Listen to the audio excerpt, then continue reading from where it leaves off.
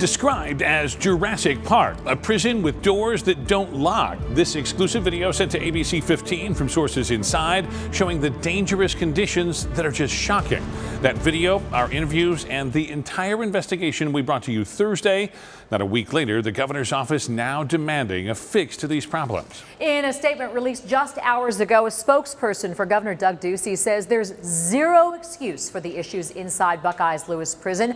So they're bringing in a special team to make sure the Department of Corrections takes immediate action to protect the safety of officers and inmates. That team will consist of members of the Department of Public Safety, Homeland Security, the Office of Administration, and the State Fire Marshal. And it doesn't stop there. Yeah, the governor's office is ordering an outside review of prison policies and actions to, quote, prevent a situation like this again. So what exactly is the situation inside Lewis Prison today? Since his story first aired, ABC15 investigator Dave Biskobing has been hearing from so many officers and families of inmates inside Lewis. And as you're about to hear, they're worried the situation may be getting more dangerous. On Friday, the day after we broke the story, Director Ryan personally showed up at Lewis Prison, and he was there the entire weekend.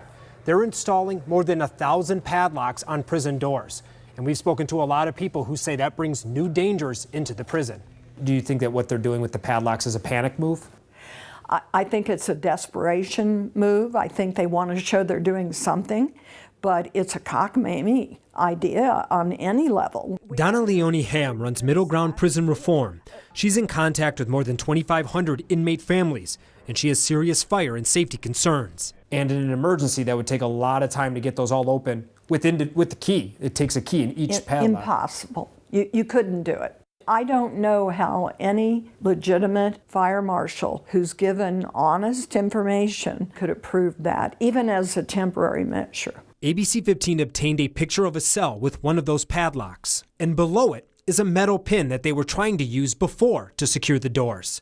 In addition to the leaked surveillance video showing chaos, we got months of security inspection logs from Lewis Prison, and they show dozens of those 8-inch pins are missing. And before the padlocking frenzy this weekend, the prison tried to use padlocks on a smaller scale in recent months, but records show a lot of locks are gone too. What kind of safety concerns do you have with introducing both the pins and the padlocks in a prison? First of all, the pins are easily removed, and those are knives, those are weapons, those are lethal weapons. Shanks, as they call them in Shanks. prison. Yeah. And the locks become weapons. It's literally called lock in a sock. It's how famed mobster Whitey Bulger was murdered in a federal prison late last year. It is a matter of time. It is going to happen. Hundreds of inmates at Lewis Prison are classified high risk and violent.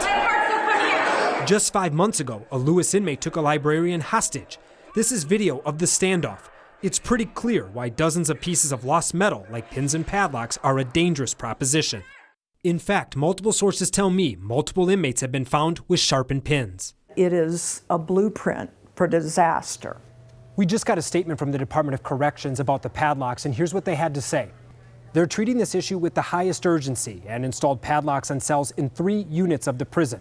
They call the padlock situation temporary and that they're assessing long-term solutions.